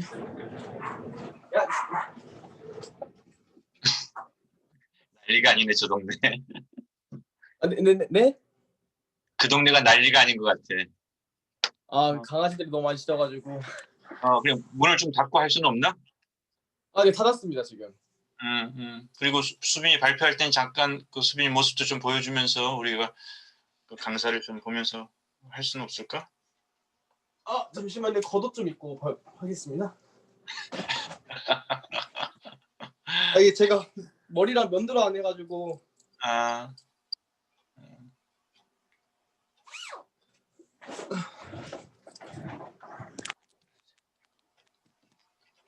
네.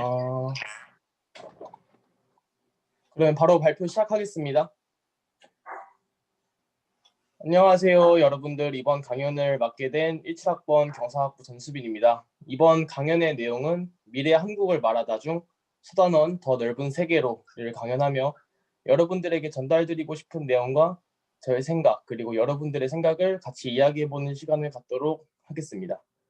잠깐만 수빈아, 구체적으로 여러분들을 조금 더 구체적으로 어떤 여러분들을 생각하고 이 내용을 이제 준비했는지, 그리고 사실 미래 한국을 말하다 여러 섹터들이 있는데 그 중에서 더 넓은 세계로라고 하는 파트를 가지고 내가 좀 이렇게 발표하기로 결정한 그 배경을 설명하고 또 안에 내용을 진행하면 우리 친구들이 따라오기가 더 쉬울 것 같아요. 그거 좀 먼저 설명하고 읽어주세요.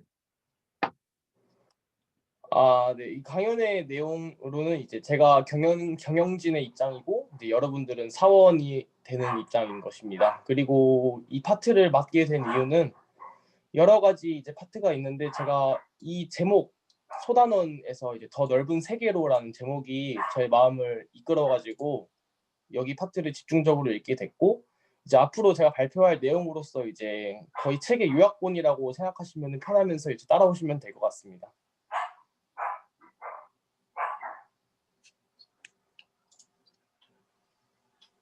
네, 이제 다시 시작하겠습니다. 제가 이 수단원을 읽게 된 이유는 제목 이끌림이었습니다.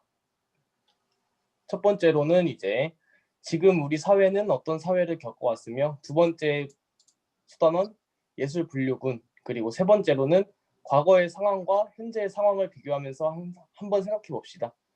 이제 여러분들은 책을 보시면서 이제 그 내용의 요약본이라고 생각하시면 되시고, 제가 옆에 이렇게 써 있는 숫자는 이제 발표하고 싶은 단원의 세 가지로 분류한 그런 것입니다. 첫 번째로는 이제 영부인 김윤옥은 한식을 세계 5대 음식 반열에 올려놓는 것을 목표로 하고 프로젝트의 추진을 위해 힘을 쓰며 대규모 예산이 몇몇 정부 기관에 배정되었으며 한식을 세계적으로 홍보하면은 한국의 농산물 수출 증대에 도움이 되리라는 것이 그 당시의 논리였다고 합니다. 이는 바로 전략적 실수로 이어집니다. 그 이유는 인삼과 한우, 쇠고기 같은 특산품이 혜택을 볼 수 없었기 때문이라고 합니다. 이제 여러분들은 이 특산품들이 혜택을 왜 볼 수 없었다고 생각하십니까? 관세? 아니면 뭐 특별하지 않아서? 아닙니다. 이 당시에 2008년 이 당시에는 인삼은 너무 대외적으로 의약품이라는 성격이 너무 강했고 한우는 이제 구제역 때문에 수출이 되지 않았기 때문입니다. 우리나라 하면은 김치 또 특산물이 아니냐라고 묻는 분도 계실 텐데 이제 김치에는 한국 고유의 재료가 필요하지 않았기 때문에 배제를 하였습니다. 수출에 초점을 맞춘 프로젝트는 1년의 전술적 실수로 이루어졌는데 집행 과정에서 두 가지 실수가 발생하였습니다. 첫 번째로 전 세계당 한국 식당 4만 곳을 5년 안에 오픈한다라는 생각을 가지고 있었기 때문입니다. 이게 왜 실수인 측면인 거냐라고 묻는 분이 계실 것 같은데 한국에서는 사람들이 사는 곳이 밀집되어 있고 한국 시장에서는 가능할지는 몰라도 전 세계적 시장 조사는 하지 않았기 때문에 실수로 이어진 것입니다. 두 번째로는 완전히 바보스러운 느낌을 주는 마케팅이었습니다. 여러분들도 같이 한번 생각해 볼까요? 왜 전 세계적으로 바보스러운 느낌을 주는 마케팅이었을까? 혹시 대충 감이 오시나요? 한국에서는 유명 연예인입니다. 하지만 해외에서는 저 사람은 누굴까? 라는 생각이 들 수 있습니다. 또한 낭만적 버섯, 즐거운 파프리카, 재미난 막걸리처럼 어색한 콩글리시처럼 들릴 수도 있고 소비자들이 한국과 연관 지을 수 없는 제품도 있었기 때문입니다. 한국 음식에 대한 블로그를 만든 조 맥퍼스는 이렇게 말하였습니다. 한국 음식은 틈새를 차지하는 것이 더 적절할 것 같다. 느낌과 라이프 스타일에 연결되어야 한다. 이러한 말을 예로 한번 들어보면 애플, 스타벅스가 대표적으로 있겠습니다. 어떤 의미로 연결이 되냐면 이들의 브랜드는 연결된 라이프 스타일과 긍정적인 느낌을 홍보함으로써 성공했기에 한식도 이렇게 하기에는 정말 유리한 위치에 있다고 생각이 듭니다. 두 번째로는 또 다른 주제로 넘어가게 되면 예술 쪽으로 넘어갈 수 있습니다. 미스터 월드 코리아 한국 본부의 박정화 대표는 오늘날 아시아 지역에서는 한국 스타일에 대한 엄청난 선망이 있다. 한국인들은 매우 빠르게 서구의 트렌드를 흡수하여 그것을 아시아인들에게 더 호소력이 있는 형태로 만들어낸다라고 말을 하였습니다.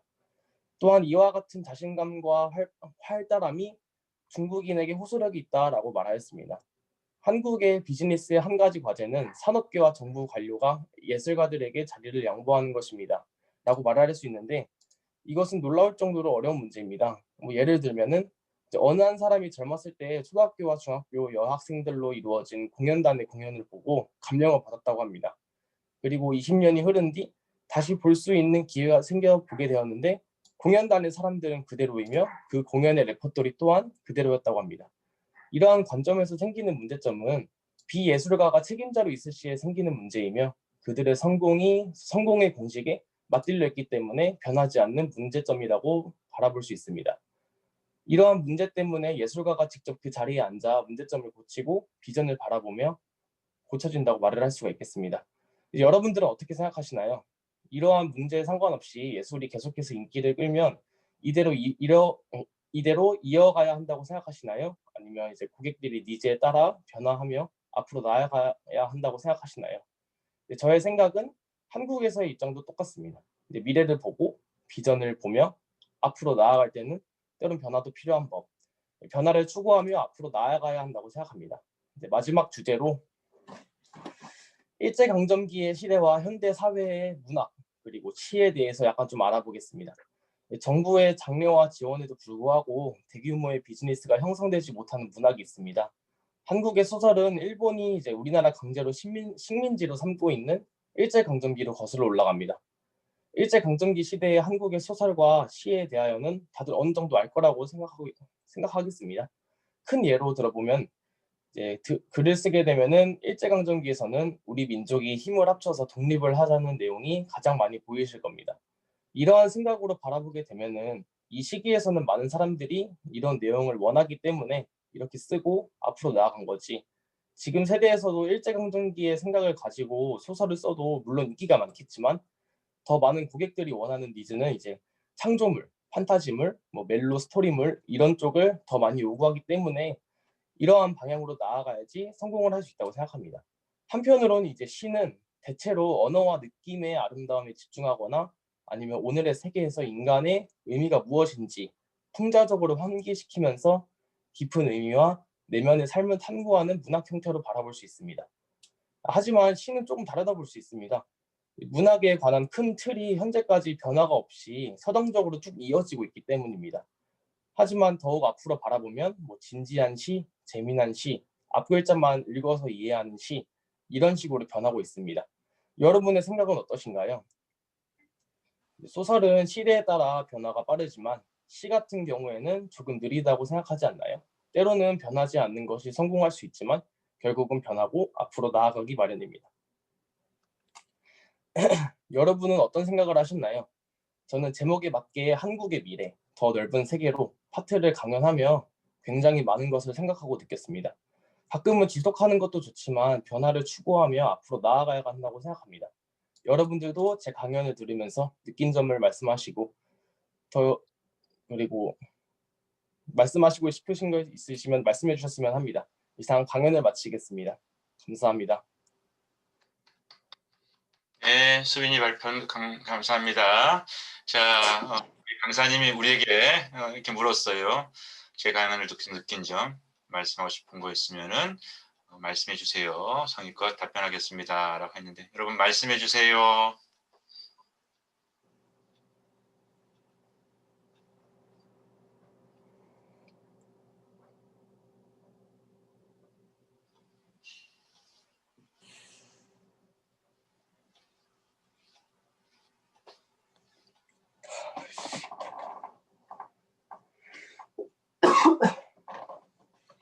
자, 그럼 이렇게 구체적으로 일단 친구들이 생각을 하기 전에 친구들의 생각을 좀 촉발할 수 있도록 먼저 우리 강사 전수빈 강사님께 저는 제목에 맞게 한국의 미래 더 넓은 세계로라는 파트를 강연하면서 개인적으로 굉장히 많은 것을 생각하고 느꼈다고 했거든요. 그리고 그런 얘기가 여기 녹아져 있지만 수빈이 얘기처럼 이 얘기는 기본적으로 저자의 내용들을 잘 요약하는데 포커스도 많이 맞춰져 있다고 한다면 조금 더 구체적으로 이 파트를 준비하면서 많이 생각하고 느꼈던 어떤 것들이 있는지 조금 더 구체적으로 설명해 줄 수 있을까요?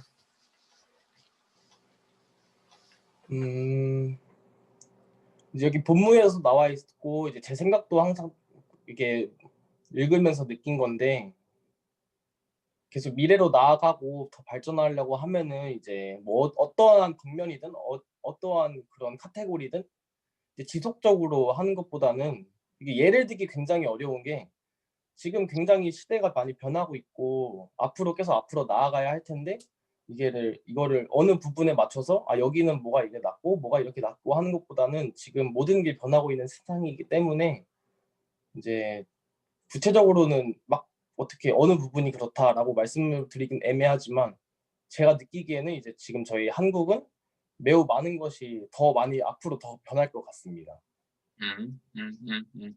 자, 지금 뭐 여러 번 내가 검은 줄을 다시 그어왔던 것처럼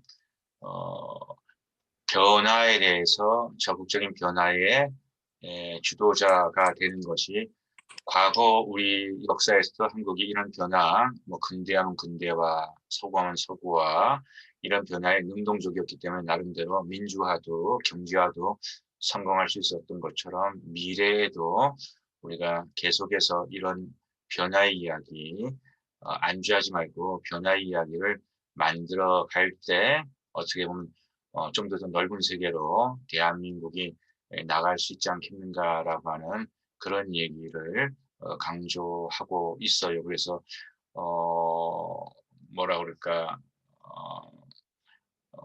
정말 계속해서 이야기하지만 니즈에 따라서 앞으로 계속 변화해야 되지 않을까요?라고 성공의 공식에 맞들려 있기보다는 변화를 계속 만들어가는 것이 결국은 성공의 공식을 계속 이어가는 것은 아닐까요?라고 하는 그런 얘기를 세 꼭지에 나눠가지고 수빈이가 하고 있는데 요 얘기는 여러분들이 제가 책 하나 소개하고 싶고 보편적인 원리로서도 우리가 한번 기억해 볼 수 있는 얘기가 되는데 성공의 공식에 취했기 때문에 어떻게 보면 그 성공이 더욱더 단명하게 되고 그 성공을 이어가지 못하게끔 만드는 장애가 된다라고 하는 것 중에 하나가 영어로다가는 Good to Great이라고 하는 그런 책이 있어요. 콜린스라고 하는 작가가 썼고 우리말로는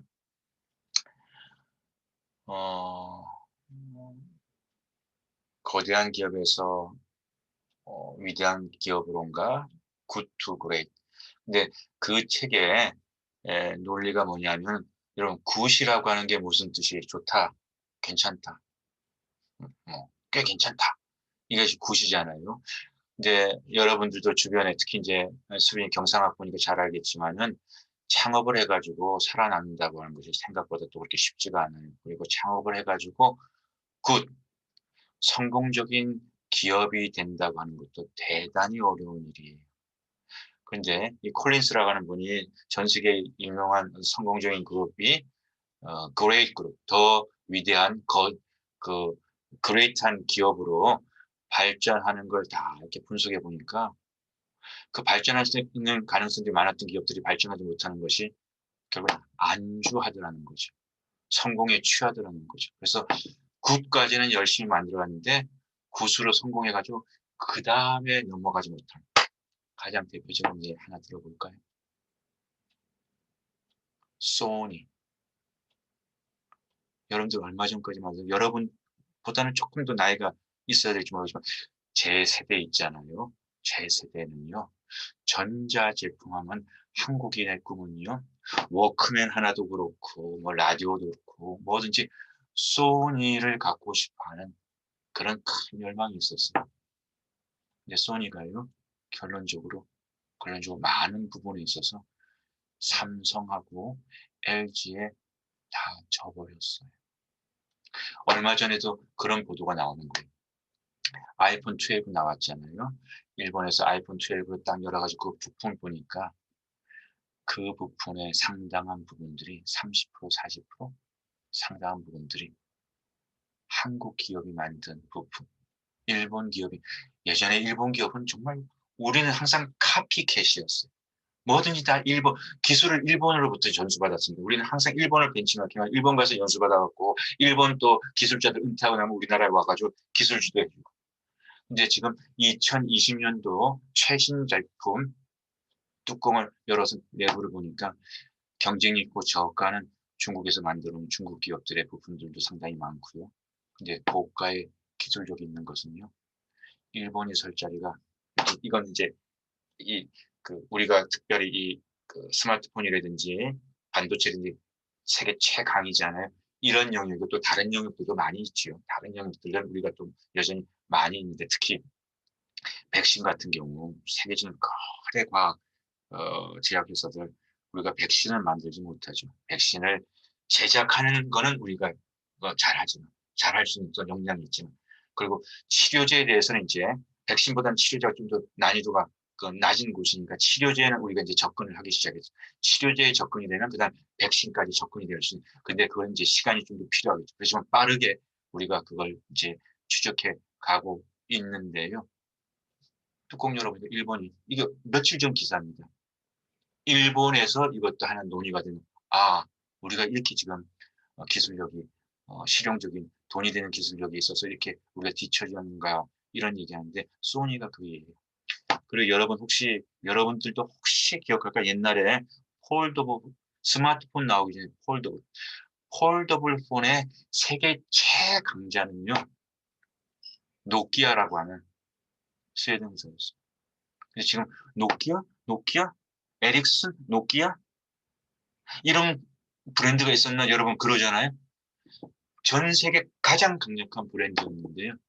스마트폰의 변화에 대해서 노키아가 표준을 만드는데 소니가 표준을 만드는데 성공에 도취해가지고 새로운 시대 변화를 창조해 오다가 그 성공에 도취하면서 새로운 변화에 결국 방심하다가 일순간에 여러분들이 아는 그 이름조차 기억하지 못하는 그런 기업으로 변신하게 되는 경우가 참 많고요. 그래서 아마 수빈이 같은 경우 대한민국의 이제 미래에서도 이 주제에서 그러한 지속적인 변화의 노력들이 중요하지 않겠는가 그런 얘기를 하고자 했던 것 같습니다. 그리고 또 여기서 이제 이런 얘기도 재밌는 얘기인 것 같아요. 이건 누구 한 사람을 폄하하는 얘기로다가 또 특정 정치적 색깔을 가지고 얘기하는 것이다. 우리가 그렇게는 듣지 말고 오해하지 말자고요.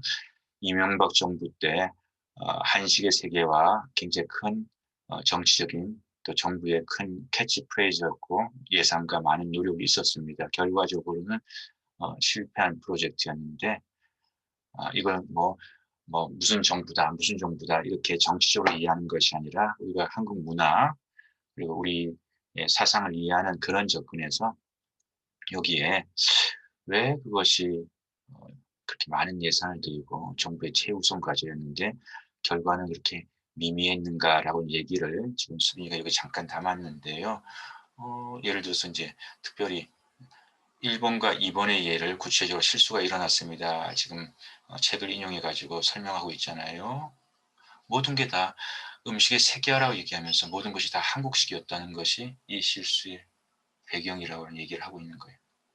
자, 마케팅 여기서 바보스러운 느낌을 줬다고 하는데 거기에 마케팅에 등장하는 그 인물들이 미국에 전략적으로 접근하면 미국 사람들이 이렇게 뭔가 많이 주목할 수 있는 연예인을 쓰더라도 예를 들어 연예인을 통해서 마케팅을 하겠다고 한다면 미국인들에게 뭔가 호소력이 있을 수 있는 어쨌든 그렇게 해가지고 이 홍보물을 제작했었는데 한국에 인기 있는 사람 미국에서는 여기처럼 쟤 누구야라고 하는 사람을 가지고 홍보를 한다라고 하는 것은 홍보 전략에 원투 쓰리가 없는 일인데 왜 이런 홍보 전략이 집행되었을까요? 그 이유가 뭘까요?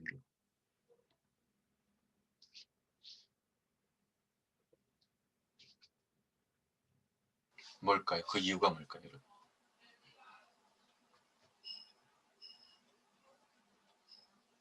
최주희 씨, 그 이유가 뭘까요? 네?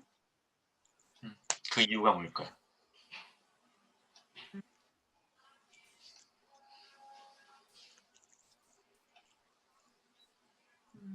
조금만 더 생각해봐도 될까요?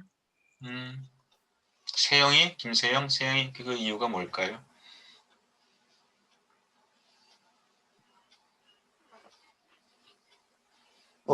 잘 모르겠습니다. 누구?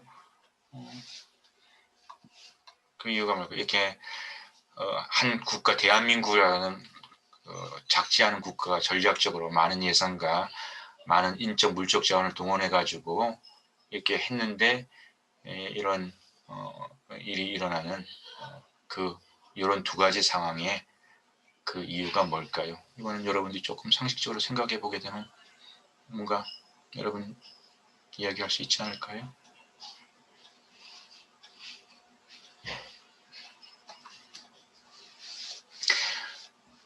그리고 우리가 다음 주부터 다시 한번 오늘은 제가 잔소리 하지 않을게요. 다음 주부터는 우리가 얘기했죠. 여러분들이 모자를 쓰고 마스크를 하든 이렇게 해가지고 여러분 모습이 보여야지 천장이나 하늘을 쏘면서 그렇게 수업하는 것은 여러분이 제대로 수업에 참여하는지 제가 확인할 수 없으니까 그 방식은 출석으로 인정하기가 어렵습니다. 라고 하는 그런 얘기 제가 몇 번 했는데 여러분들이 조금씩 다시 그렇게 좀 되는 것 같아요. 그렇게 하는 것은 다음 주부터는 좀 의도적으로 준비를 해서 수업할 수 있는 그 환경 그렇게 만들어가지고 우리가 참여하면 좋을 것 같아요.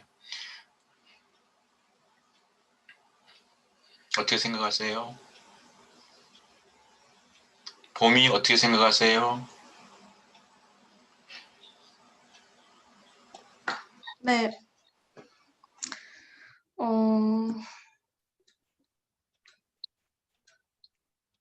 저는 잘 모르겠어요. 좀 오케이. 더 생각을 해봐야 될 것 같아요. 같이 생각해 봅시다. 나연이, 김나연. 네. 저도 잘 모르겠습니다. 어물학부 이기준입니다. 네, 기준. 제 생각에는 아마 좀 김치 같은 그 음식 같은 거는 좀 서양에 좀 맞지 않는 분위기가 있던 것 같습니다. 뭐 일본 같은 데에서는 김치 수입을 제가 알기로 거의 제일 많이 수입하고 있는 나라로 알고 있는데 그 이유가 뭐 면이나 밥 같은데 잘 어울린다라는 이유 때문에 많이 수입을 한다고 들었거든요. 근데 서양 같은 데에서는 뭐 면이라든가 쌀밥 같은 문화가 그다지 맞지 않았기 때문에 어 좀 기호가 서로 이렇게 합성되지 않았기 때문에 그렇기 때문에 좀 이미지 마케팅에 좀 성공한다 치더라도 어 마케팅적으로 좀 어렵지 않았나 싶습니다. 자, 기준이가 중요한 얘기했고요. 일단 우리 마이클 브린이 생각하고 또 이렇게 우리 수빈이가 정리했던 요 얘기에서 구체적으로 한번 우리가 생각을 해보죠. 두 번째, 완전 바보스러운 마케팅이었습니다. 왜 이런 바보스러운 마케팅이 돈도 들어가고 전문가도 샀을 거 아니야, 그렇지? 근데 왜? 자, 그랬을 때 여기서 이제 한 예를 들고 있잖아. 미국 시장에 마케팅 한다 생각해 보자고요. 미국 시장에 마케팅 할 때는 예를 들어 우리가 유명 연예인을 왜 마케팅하고 광고에 쓰는 거겠어요. 그 연예인이 가지고 있는 영향력을 사는 거잖아요. 비싼 돈을 내 가지고.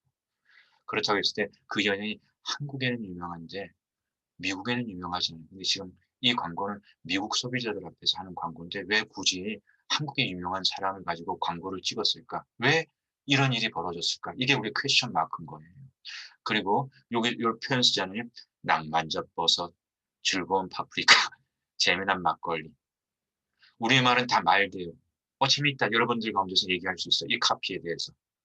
근데 이게 우리 한국 사람들에게 한식을 알리고자 하는 것이 아니라 미국 사람들에게 얘기했을 때 우리 콩글리시라고 하는 것이 문법이 틀려서 콩글리시가 아니라 어떤 면에서 그들은 그들의 쓰는 그 용어의 방식들이 있거든요. 그 방식의 언어를 사용할 때 프로페셔널하게 되는 것인데 그러면서 이런 카피는 결론적으로 얘기하면은 미국을 모르는 사람이 이 의사결정 모든 곳에 관여해가지고 이 최종 버전을 만들었다는 얘기가 되는 거예요. 돈도 없어요. 대한민국에 뭐 인적 자원이 없어요. 그런 분들 충분히 찾을 수 있고 그런 분들이 이 제작에 참여할 수 있는데 결론적으로 그렇게 되지 못했다고 하는 것은 몇 가지를 추정해 볼 수 있는 거예요. 이 의사결정에 굉장히 의욕적인 분이 있었는데 그 의욕적인 분은 본인이 하면 된다라고 하는 의욕이 있었을 것이다. 그리고 두 번째, 전문가잖아요. 전문가가 모든 것을 다 알 수 없는 그 분야에서는 전문가라고 하는 사람이 전문적인 뭔가 역량이 있는 거예요. 마케팅은 마케팅, 광고는 광고의 전문가라고 하는 것이 있어요. 근데 이런 일이 벌어진 것은 일단 전문가가 충분히 이 제작과 이 활동의 전문가가 참여한 건가 결과적으로. 두 번째는 그 전문가가 미국을 아는 전문가였을까. 그럼 왜 이런 의사결정이 일어났지? 결론적으로 소통이 잘 안 되는 거예요. 아니면 이 의사결정에 굉장히 큰 책임이나 영향력이 있는 분이 그 영향력, 본인의 판단의 영향력을 전문가와 충분히 소통하지 않고 전문가 의견을 충분히 참고하지 않고 본인의 취향을 굉장히 집행하는데 많이 영향력을 미쳤다. 아까 윤 사장님이 얘기했었을 때 앞에 시간에 토론에서 이런 얘기가 있었어요. 나이가 많으신데도 계속 이렇게 변화하려고 하면서 특별히 자기가 삼성 사장 출신이긴 하지만 삼성 사장 출신이 모든 거 다 잘하는 거 특히 유튜브의 변화는 둔유준 배움이니까 잘할 수가 없잖아요. 잘하는 것, 잘못하는 것을 이 프로페셔널 전문가는 아는 거예요.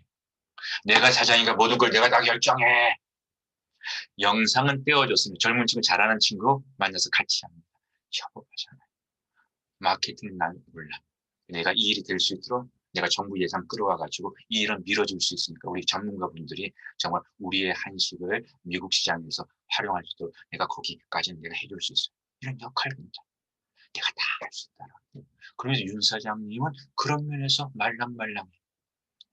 되게 사장 정도 되고 성공을 경험하는 사람들이면 모든 것을 내가 결정해야 된다라고 하는 그런 카리스마 내지는 그런 고집이 있을 수가 있다. 저는 유튜브는 잘 못해요. 영상은 맡겼어요. 아주 잘하는 전문가가 있어요. 여기에서는 그런 전문가를 인정해주지 못한 분의 의사결정이 여기 드러나는 거예요. 이건 역시도 미래 사회에서는요. 소통을 할 줄 알아야 되고 내가 모든 걸 다 잘할 수 있다라고 하는 이런 사회에 가지 않기 때문에 여러분도 전공만 드립하려고 하기보다는 전공에 더하는 뭔가 이런 것들을 내가 잘 활용할 수 있는, 연결시킬 수 있는 이런 배움도 우리 시대는 굉장히 중요한 배움이 되어야 된다는 얘기들을 많이 하고 있지요. 자, 오늘도 우리 여기까지 우리 얘기를 해보겠고요. 오늘 수업은 여기서 마치도록 하겠습니다. 다음 시간에 또 만날 때까지 여러분 건강 주의하시고요. 오늘도 열심히 참여해준 여러분은 고맙습니다. 감사합니다. 감사합니다. 고생하셨습니다. 수고하셨습니다.